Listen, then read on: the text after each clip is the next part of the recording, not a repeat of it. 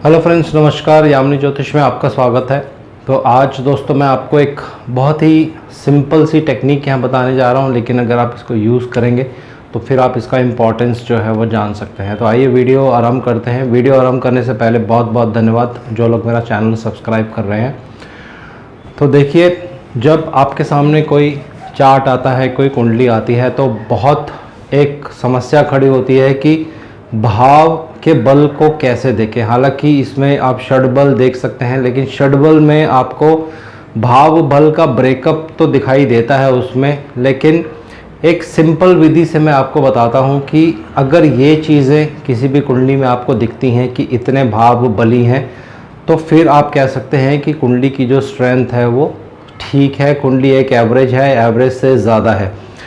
देखिए, कुंडली में 12 भाव होते हैं, 1 2 3 4 5 6 7 8 9 10 11 12। अब 12 में से कम 5 भाव जो हैं स्ट्रॉन्ग होने चाहिए। अगर 5 भाव कम से कम स्ट्रॉन्ग होंगे तो कुंडली को मान सकते हैं कि ये कुंडली जो है थोड़ी एवरेज से ज़्यादा है, इसमें स्ट्रेंथ है। तो इसको देखना कैसे है, एक बहुत सिंपल विधि आपको बता रहा हूँ। ये 3 चीज़ें आप नोट कर लीजिए। हर चार्ट पे इसका आप अप्लाई करके देखेंगे तो आप बहुत अच्छे से प्रिडिक्शंस जो है कर सकते हैं। पहला रूल क्या होता है? पहला रूल ये है कि किसी भी भाव में भावेश का संबंध हो। अब एक एक करके मैं आपको एग्जाम्पल के साथ समझाऊंगा। पहला, जैसे मैंने बताया, भाव का संबंध अगर भावेश से हो। अब इसको इंग्लिश में भी बता देता हूँ। किसी भी हाउस का अगर आप बल देख रहे हैं, स्ट्रेंथ देख रहे हैं, उसके जो लॉर्ड होते हैं उस हाउस से उनका कोई रिलेशन बन जाता है तो भाव बली हो जाता है। तो आइए इस माध्यम से आपको मैं एक एग्जाम्पल देख के बताता हूँ। यहाँ 7th हाउस में 4 नंबर राशि है दोस्तों। 4 नंबर राशि के लॉर्ड चंद्रदेव हैं, तो भाव 7th हाउस हो गया, भावेश चंद्रमा हो गए। तो देखिए, चंद्रमा सीधी दृष्टि जो है अपने भाव पर डाल रहे हैं दोस्तों। तो इस केस में रूल जो मैंने आपको बताया था, तो भाव बली हो गया, तो आप यहाँ पे 1 लिख सकते हैं, यानी कि पहला भाव जो है हमारा बली हो गया है। अब बात करते हैं बुध देव के बारे में। बुध देव देखिए 6th लॉर्ड हैं और 6th हाउस पर अपनी सीधी दृष्टि डाल रहे हैं दोस्तों।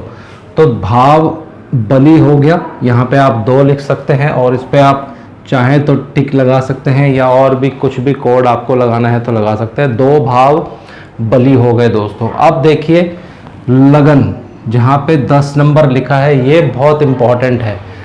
इसके जो भावेश हैं वो शनिदेव हैं।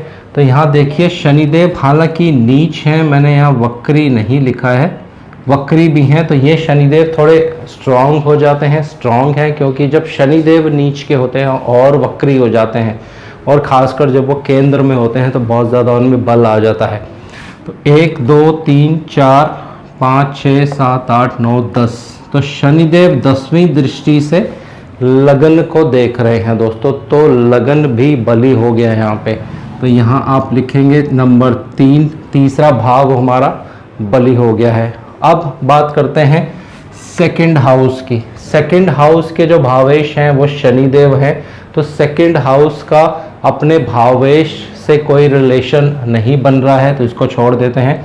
अब बात करते हैं 3rd हाउस की, जहाँ पे नंबर 12 लिखा है। तो 3rd हाउस का भी अपने भावेश या बृहस्पति बनेंगे, कोई संबंध नहीं बन रहा है, तो इसको भी छोड़ देते हैं। अब बात करते हैं 4th हाउस की। 4th हाउस में मंगल देव की राशि है, मेष राशि मंगल देव की होती है। और मंगल देव देखिए दोस्तों सीधी दृष्टि अपने भाव पर डाल रहे हैं। तो 4th हाउस भी यहाँ स्ट्रांग हो गया है दोस्तों। तो भावेश भाव पर दृष्टि डालेंगे तो भाव बली हो जाता है। अब बात करते हैं 5th हाउस की। 5th हाउस का जो भावेश है वो शुक्र देव हैं। तो 5th हाउस का भावेश से कोई रिलेशन नहीं बनेगा, तो 5th हाउस को छोड़ देते हैं। 6th मैंने आपको बता दिया, 7th मैंने आपको बता दिया। 8th हाउस के भावेश हैं सूर्य देव। भावेश का भाव से कोई रिलेशन नहीं बन रहा है, तो यहाँ भी इसको छोड़ देते हैं। 9th हाउस में भी बुध देव की राशि है, भाव का भावेश से कोई रिलेशन नहीं बन रहा है। अब बात करते हैं 10th हाउस की दोस्तों। 10th हाउस में देखिए शुक्रदेव की राशि है और उसके भावेश स्वयं शुक्रदेव ही हैं और अपने ही घर में हैं। तो यहाँ देखिए नंबर 5 लिख देता हूँ, पाँच भाव कुंडली में बली हो गए हैं। अब बात करते हैं 11th हाउस, जहाँ पे 8 नंबर लिखा है। तो इसके भावेश मंगल देव हैं, कोई भी संबंध नहीं बना रहे हैं अपने भाव से। और 12वां जो भाव है जहाँ 9 नंबर लिखा है, ये गुरुदेव की राशि है। तो भावेश का भाव से कोई संबंध नहीं है दोस्तों।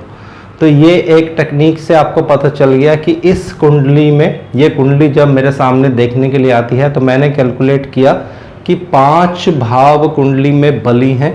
तो इसका मतलब ये है कुंडली में स्ट्रेंथ है, कुंडली शक्तिशाली है, एवरेज से थोड़ी ज़्यादा है। 12 में से 5 भाव बली अच्छे माने जाते हैं दोस्तों। तो ये कुंडली की स्ट्रेंथ आपको इससे पता चल जाती है।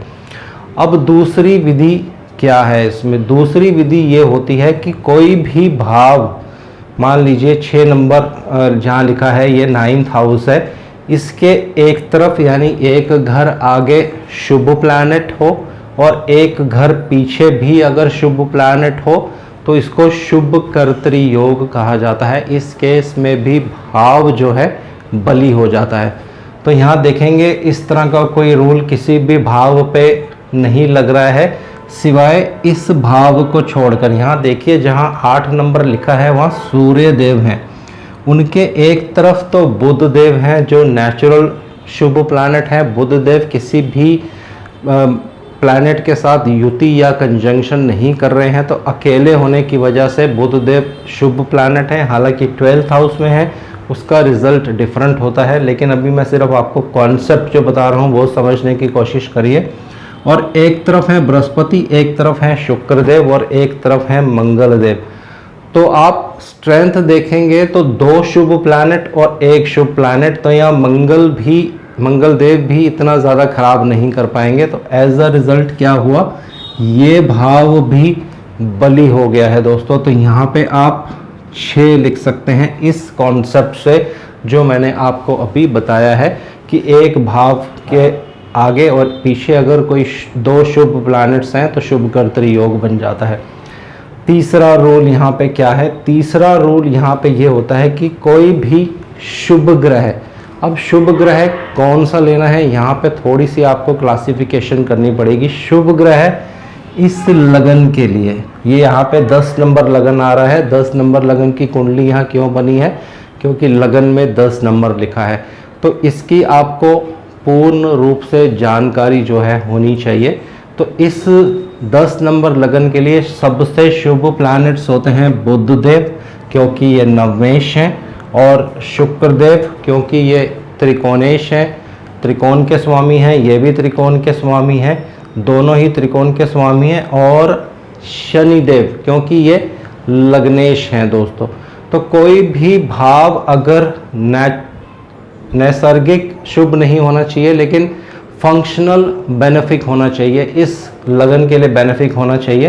तो यहाँ देखिए शुक्रदेव इस लगन के लिए बेनिफिक प्लैनेट है लेकिन 4th हाउस पे दृष्टि डाल रहे हैं।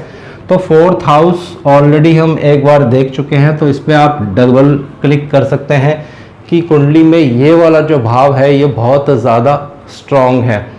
अब बात करते हैं 6th हाउस की। तो 6th हाउस पे देखिए बुधदेव भी दृष्टि डाल रहे हैं और लग्नेश जो कि शनिदेव स्वयं हैं यहाँ पे वो भी दृष्टि डाल रहे हैं। तो इस केस में 6th हाउस भी बहुत ज़्यादा स्ट्रॉन्ग हो जाता है। तो यहाँ पे आप डबल 2 क्लिक लगा सकते हैं, कुंडली की जो स्ट्रेंथ है ये और बढ़ जाती है दोस्तों।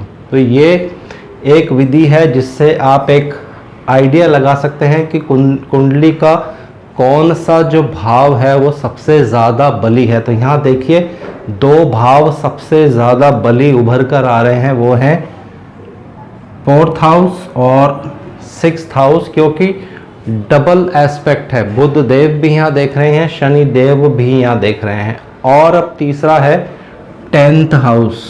10th लॉर्ड 10th में ही है और लग्नेश भी 10th हाउस पर अपनी दृष्टि डाल रहे हैं दोस्तों। तो 10th हाउस भी यहाँ बहुत ज़्यादा बली है। तो 3 मेजर हाउसेस बहुत ज़्यादा बली हैं, लेकिन नॉर्मल कुंडली में 6 हाउसेस जो हैं बली हैं, तो ये कुंडली शक्तिशाली है।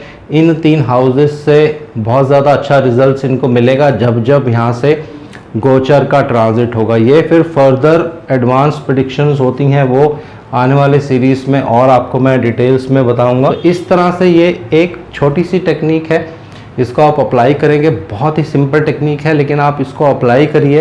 कुंडली की स्ट्रेंथ आप इसमें चेक कर सकते हैं कि कुंडली में कितना बल है, क्या अच्छे योग हैं कुंडली में, और कौन कौन से बली हाउसेस यहाँ निकल कर आ रहे हैं। फिर उन बली हाउसेस से आप जो है प्रिडिक्शंस कर सकते हैं दोस्तों।